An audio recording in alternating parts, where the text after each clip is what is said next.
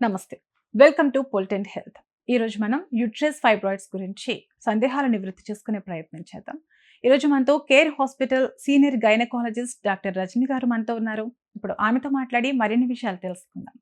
నమస్తే మేడం. నమస్తే. Madam, యూట్రస్‌లో form అయ్యే ఫైబ్రాయిడ్స్ గురించి చెప్పండి. గర్భసంచిలో యూట్రస్ అంటే గర్భసంచి. దాంట్లో ఏంటంటే బినైన్ ట్యూమర్స్ అంటాం. ఫైబ్రాయిడ్ గడ్డలు మనకు తెలుగులో ఏ లాంగ్వేజ్‌లో ఏంటంటే గడ్డలు. సో, కొన్ని రకాల గడ్డలనేవి ఫార్మ్ అవుతూ ఉంటాయి. దాన్ని బినైన్ ట్యూమర్స్ అంటాం. బినైన్ అంటే అది నాన్ క్యాన్సరస్ కండిషన్స్ కానీ గడ్డల్లాగా ఫార్మ్ అవుతా ఉంటాయి. ఇవేంటంటే మనకు గర్భసంచి యొక్క మజిల్స్‌లో లియోమయోమా అంటాం. సో, మజిల్స్‌లో ఈ ఫైబ్రాయిడ్స్ రావడం అనేది జరుగుతా ఉంటుంది.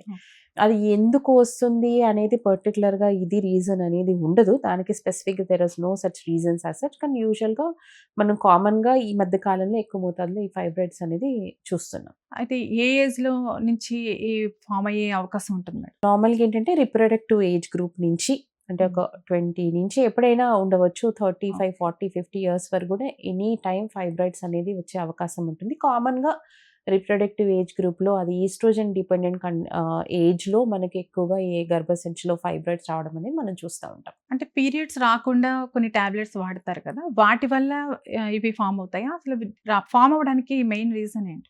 దీనికి పీరియడ్స్ విత్‌డ్రావల్ టాబ్లెట్స్‌కి దీనికి సంబంధం లేదండి. సంబంధం లేదు. దీనికి ఓకే. దానికి ఏమి సంబంధం లేదు. సో, ఈ ఫైబ్రాయిడ్ గడ్డలనేవి ఆహ్, ఈ ఈస్ట్రోజన్ డిపెండెంట్ అంటే మనకి బాడీలో ఈస్ట్రోజన్ హార్మోన్ ఎక్సెస్ ఉండడం వల్లనో, లేకపోతే కొన్ని జెనెటిక్‌గా గూడా మనకి వచ్చే అవకాశం ఉంటుంది. ఆ మజిల్ అనేది ఓవర్ గ్రోత్ అయిపోయి గడ్డల్లాగా ఫార్మ్ అవుతా ఉంటుంది. సో, దాంట్లో ఏంటంటే రకరకాల ఫైబ్రాయిడ్స్ అనేవి ఉంటాయి. గర్భసంచిలో గూడా డిఫరెంట్ ఫైబ్రాయిడ్స్. అంటే గర్భసంచి లోపల భాగంలో ఉండొచ్చు, గర్భసంచి మజిల్‌లో ఉండొచ్చు, గర్భసంచికి ఔట్ సైడ్ గూడా. అంటే ఇంట్రామ్యూరల్ అని, సబ్‌మ్యూకసల్, సబ్‌సీరోజల్ ఫైబ్రాయిడ్స్ అని డిఫరెంట్ ఏరియాస్ అంటే లొకేషన్‌ని బట్టి మనం డిఫరెంట్ ఫైబ్రాయిడ్స్‌ని మనము నేమ్ చేస్తాం. సో, కానీ ప్రతి ఒక్కరికి ఫైబ్రాయిడ్ ఉన్నంత మాత్రాన వాళ్ళకి ప్రాబ్లమ్స్ ఉండాలని ఏం లేదు. కొంతమందికి చాలా మల్టిపుల్ ఫైబ్రాయిడ్స్ ఉంటాయి. కానీ వాళ్ళకేం సింప్టమ్స్ ఉండవు. సో, దాన్ని మనం ఏసిమ్ప్టమాటిక్ ఫైబ్రాయిడ్స్ అంటాం. అంటే ఏమి సింప్టమ్స్ ఉండవు కానీ ఫైబ్రాయిడ్స్ ఉంటాయి. ఓకే. కొంతమందికేంటంటే ఒక చిన్న సింగిల్ ఫైబ్రాయిడ్ కొంచెం పెద్దగా ఉన్నా గానీ వాళ్ళకి చాలా ఎక్కువ మెన్సెస్ బ్లీడింగ్ అవ్వడము, ఏదో రకమైన ప్రాబ్లమ్స్ మన దగ్గరికి వచ్చే అవకాశం ఉంటుంది. సో, కామన్‌గా ఈ ఫైబ్రాయిడ్స్‌తో ప్రాబ్లమ్స్ ఏంటంటే ఎక్సెసివ్ వెజైనల్ బ్లీడింగ్. పీరియడ్స్ టైమ్‌లో ఎక్కువ మోతాదులో బ్లీడింగ్ అవ్వడం, బాగా క్లాట్స్ ఫార్మ్ అవ్వడము. కొంతమందికి ఇన్‌ఫర్టిలిటీ గూడా అంటే ఒకవేళ గర్భసంచి లోపల ఫైబ్రాయిడ్స్ ఉన్నాయనుకోండి, సబ్‌మ్యూకోజల్ రీజన్ గానీ, ఆ ఎక్కువ ఫైబ్రాయిడ్స్ ఉండడం వల్ల యూట్రైన్ షేప్ మారడం వల్ల వాళ్ళకు ఇన్‌ఫర్టిలిటీ సమస్యతో బాధపడడము, అలాంటి సమస్యలు ఉండే అవకాశం ఉంటుంది. కొంతమందికి బ్లీడింగ్ ఇష్యూస్ ఏమి ఉండకపోవచ్చు. కానీ చాలా పెద్ద ఫైబ్రాయిడ్స్ వల్ల కంప్రెషన్ అంటే పక్కన ఆర్గాన్స్‌ని కంప్రెషన్ చేయడం, యూరినరీ బ్లాడర్‌ని కంప్రెస్ చేయడం వల్ల యూరినరీ ప్రాబ్లమ్స్, ఫ్రీక్వెన్సీ, అర్జెన్సీ అలా గూడా ఉండొచ్చు. మోషన్ ప్రాబ్లమ్స్ కూడా ఉండొచ్చు. అంటే మనం ఫస్ట్‌లోనే దీన్ని నోటీస్ చేయగలుగుతాం మేడం. ఎలాంటి సింప్టమ్స్ ఉంటే మనం దాన్ని నోటీస్ అదే చేయొచ్చు? చాలా వరకు కొంతమందికి అసలు ఏం సింప్టమ్స్ ఉండవు. వాళ్ళేదో ఉండవు. రొటీన్ హెల్త్ చెకప్‌కెళ్ళి స్కాన్ చేసుకుంటే ఫైబ్రాయిడ్స్ ఉన్నాయని తెలుస్తుంది. ఓకే. కానీ కొంతమందిలో ఈ ఫైబ్రాయిడ్స్ గడ్డలు ఉండడం వల్ల common symptom heavy menstrual bleeding. Bleeding చాలా ఎక్కువగా పీరియడ్స్ టైమ్‌లో ఎక్కువ బ్లీడింగ్ అవ్వడము, ఓకే. అనీమియాలోకెళ్ళిపోవడం, హిమోగ్లోబిన్ డ్రాప్ అయిపోవడము. హ్మ్. సో, ఇలాంటివి మనం చూస్తా ఉంటాం. అది కూడా ఒక కారణం. పిల్లలు పుట్టకపోవడం. ఇన్‌ఫర్టిలిటీ కొంతమందిలో ఏంటంటే ఒకవేళ ఫైబ్రాయిడ్ హ్మ్.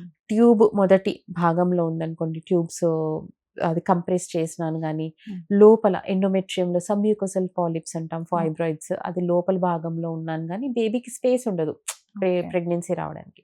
సో, కొన్ని సందర్భాల్లో చాలా మల్టిపుల్ ఫైబ్రాయిడ్స్ ఉండి యూట్రైన్ షేప్ అంతా డిస్టార్ట్ అయిపోతుంది. అంటే నార్మల్‌గా ఉండకుండా షేప్ అంతా ఔట్ అయిపోతుంది. హ్మ్. సో, అలాంటి సందర్భాల్లో గూడా ఈ ఫైబ్రాయిడ్స్ వల్ల ఇన్‌ఫర్టిలిటీ సమస్య వచ్చే అవకాశం ఉంటుంది. దీనికి ఎలాంటి ట్రీట్మెంట్ ఇస్తారు మేడం? సో, ఇప్పుడు చాలా స్మాల్ ఫైబ్రాయిడ్స్, సింగిల్ ఫైబ్రాయిడ్ ఉంది, లెస్ స్మాల్ సైజ్ ఉంటే దానికి కొన్ని రకాల మెడికల్ మేనేజ్‌మెంట్స్ అనేవి ఉన్నాయి. అంటే లెస్ దెన్ 3 సెంటీమీటర్స్, 1-3 సెంటీమీటర్స్ వరకు మనము మెడికేషన్ ఇవ్వడం అని జరుగుతుంది. హ్మ్. కానీ ప్రతి ఒక్కరిలో మెడికల్ మేనేజ్‌మెంట్ పనిచేస్తుందని గ్యారంటీ ఏం లేదు. కొంతమందికి ఒక 3-6 మంత్స్ కోర్స్ పెడితే తగ్గిపోతుంది. కొంతమందికి మనం ఎంత కోర్సెస్ పెట్టినా గానీ వాళ్ళకి ఎఫెక్ట్ అనేది ఉండదు. ఓకే. చాలా వరకు ఎక్కువ సైజ్, పెద్ద సైజ్ ఫైబ్రాయిడ్స్‌కి మెడికేషన్స్ అంత ఎఫెక్టివ్‌గా వర్క్ చేయవు.